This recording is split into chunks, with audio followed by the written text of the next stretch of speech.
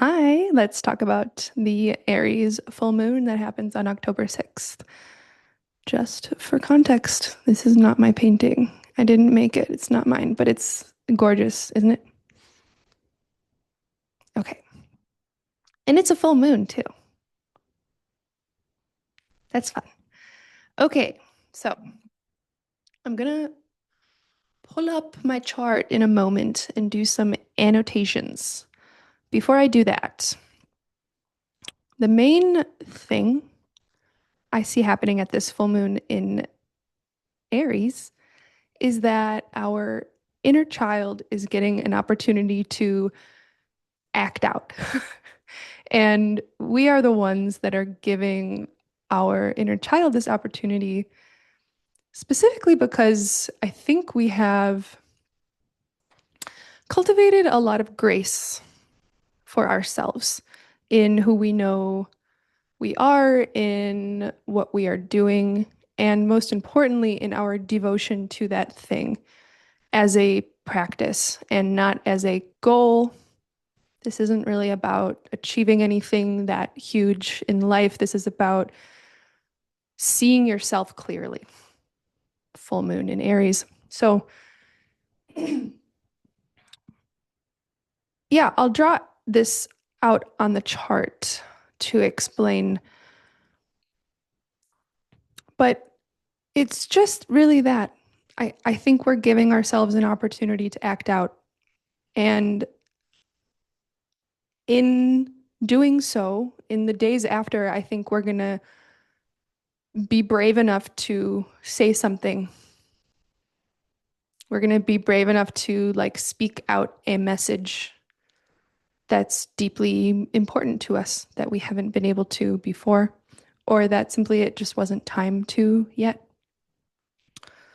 So, yeah, there's this interesting metaphor I've been using to think about it and work through it, which is an exorcism. I think that's a little bit too dramatic, to be honest. I don't think it's actually an exorcism, but there is just this type of soul level action that's being taken at this time, but the action is moving through our emotional body. It's moving through the part of us that wants to be safe and grow and be consistently nurtured in. It's like that's where I'm getting this inner child piece. But, Mars, which is ruling the full moon in Aries, is in Scorpio. And that's kind of like our soul and the actions our soul wants us to take. So we have this ageless primordial energy moving through our child body. And yet I think we have this detachedness, which isn't cold, but it is in fact adoring of this other part of us in devotion and in just seeing so much beauty in it. So, yeah, let me walk through this on the chart now. The moon here at 14 Aries, exactly opposite the sun at 14 Libra. Now, this Aries is ruled by Mars here in Scorpio. Mars is also actually making a yod. Oh, sorry, not Mars. Mercury's making a yod, but I'll get there in a minute. Mars came through a pretty powerful yod, so we've been in a period of adjustments up until now. However, at this full moon, we have a few ping-ponging opportunities that I wanted to point out as well, not just this clarity of grace. This Libra sun is really like where we are seeing ourselves as artists, um, graceful, diplomatic, and just truly, I think it is because we can see ourselves. And the reason I think we can see ourselves and we know ourselves is because the ruler of Venus, of Libra right now is Venus, and she just crossed the South Node. And this will bring us into a really direct spotlight that is really making it very clear where we're coming from.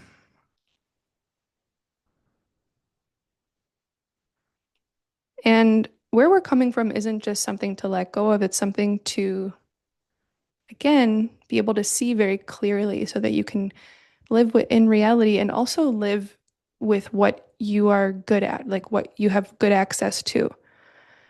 And I like this new phase between Venus and the South Node because this means we've made a new relationship to our past. And Venus is truly just where we are paying attention. Oh, sorry. Virgo is where we are paying attention. Venus is where we're open. Look at that. And now that we can pay attention to where we are open from a new perspective, we can kind of create beauty out of anything. And, it's only one time of the month where we can create beauty, or rather, like all of this focused light meets another body in the sky that allows it to gain full visibility. And so that's why this is about like relationships. And of course, this can be about actual relationships in your life, but the most, universal level here is that we have this relationship to ourselves. And I think in this case, Moon in Aries is definitely like an inner child signature. So I think we're going through something with our inner child. And here's Mercury, which is about to be in a square to Pluto, probably, definitely after the full moon. And so I think seeing ourselves very clearly, letting our inner child really do this soul action within the safety of this relationship here.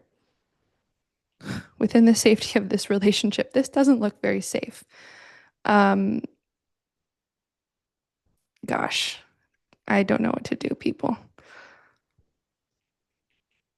I don't know. Sorry. This is safe. Okay. And within the safety of this relationship, the moon can really do something, can really do something deep. Let that action really flow. Um, Now, I'll get into this last quarter square in a minute, but we see that Mars in Scorpio is ruled by Pluto and Aquarius. And so the actions we're taking are motivated by a desire for, I would say, interconnectedness. Sorry for my spelling. Um, and like being a part of something greater than yourself with humanity as a whole. That's where a lot of our power, we are deriving from our power from our humanity. Pluto in Aquarius is ruled by Uranus in Gemini right now, and they're actually in a trine to each other, which is an opportunity. So Uranus in Gemini says, okay, with this desire for interconnectedness, how do we push our brain and the way that we are thinking to actually include that interconnectedness in our day-to-day life? And then Uranus and Gemini is bing ruled by Mercury in Scorpio, which is then ruled by Pluto in Aquarius, Uranus and Gemini, Mercury in Scorpio. So do you see this is kind of like the energetic mechanics, the energetic backdrop of whatever this relationship we're building with our inner child right now, however we're allowing it to express itself next week, is kind of backboned by this social, intellectual, soul level exploration of how to shift and adjust our minds to be in more, you know, communities that are inclusive of all of humanity that really allow us to derive our true soul power from interconnectedness. And it can feel a little besides the point because Aries is very individual, it doesn't necessarily care about interconnectedness right now, but everything, just the rulerships all melt down into these three buggers. So, but in the context of this last quarter square only perfecting after the full moon, I think that because we're putting all this energy out and we're letting ourselves really act on something, this is looking not necessarily PG right now. So I'm going to clean it up a little bit. But because we're acting from this like safe relationship to really lose it a little bit. By the way, okay, I'm just thinking, I made horoscopes for this full moon, and I'm making them available on my Substack on a paid tier. So it's only $8 for a month, and you can get all the horoscopes for all of the houses for both this full moon in Aries and the upcoming new moon in Libra. So I've really enjoyed writing the horoscopes. I'm actually really into it. And so I would love if you were interested to go check that out and support me that way. Hopefully, it's not too much. Let me know. But yeah, your support at this time would mean a lot. And I really just feel like it's very fun and very juicy to get into writing horoscopes. So I like treating them a little bit differently. That came to mind right now because one of the strongest horoscopes I wrote was like being in a break room with some friends. Like, moon, full moon in Aries, ruled by Mars and Scorpio, was just like, you need to break some shit. Like, you need to be a child and like break your cup on the floor and then just cry. Even if your parents are kind to you about it, you just wail because there's a catharsis. And so one of the horoscopes, I forgot who it's for, but is about like you actually just go with your friends to a break room. You know what a break room is? Like where you go and you smash plates. You're like covered in gear and you get to go smash plates. So anyway, there's a lot of other horoscopes, but I don't know if they're out by the time you're seeing this, but go look at it. I'll let you know when they're out, and I would love your support. Okay, so yeah, that's pretty much the vibe. Um, the other thing is that we have this trine between Saturn and Jupiter that's forming. This trine will not go exact before Jupiter turns retrograde in a few months. However, it's still very much so at play here. And so we have one opportunity, we have two opportunities. Like there's something really possible here, but I just think we are exorcising the final pieces of our soul here that need freedom and need like a much longer runway. And here's where I'll end, I guess, because this is the last quarter square between Mars, I'm sorry, Mercury and Pluto. We had this happen with Mars just a few weeks ago. That was also a last quarter square, a lot more difficult, actually, I would say. But this Mercury is bringing these same themes back up of like, wow, I need to communicate something that actually sets me free. This is the third quarter square, crisis in consciousness. So there's a sense of breaking from the status quo in your mind and how your mind allows you to meet the depths of your soul, really. And at this time, it's like we need to almost liberate ourselves from a community, or we need to liberate ourselves to go into a community and recognize like this is going to be some time. So we're like, but that Mercury is going to go and travel this whole way to finally conjunct Pluto at some point in the future in the next few months. Oh, Mercury's going to go retrograde like here in November.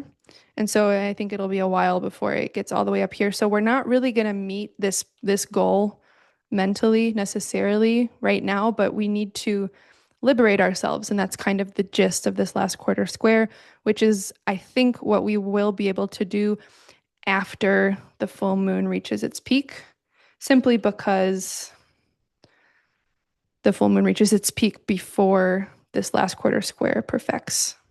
I can show you that really quickly. It's just in the numbers. Here we have, last quarter square, 041. Pluto's already at 122. Oddly, okay, yeah, Pluto is not direct yet at this point, but it is very soon to be direct in about a week. And so we're not actually, this is a bit of stagnation. This is a bit of like, the all the energy is still being drawn back into Pluto. And so we might not feel like we can actually express this just yet, even if it's something we feel like we need to. I think we'll be able to express it to this like safe situation. But in something else, something more broadly in life, we may not feel like we can actually take action yet, probably until October 13th. That's when Pluto stations direct. And I think things will feel like they can shift a little bit more by that point. Also, Mercury, Mars being in balsamic conjunction to each other right now, we're finishing up some old ways that we let our minds move us into action.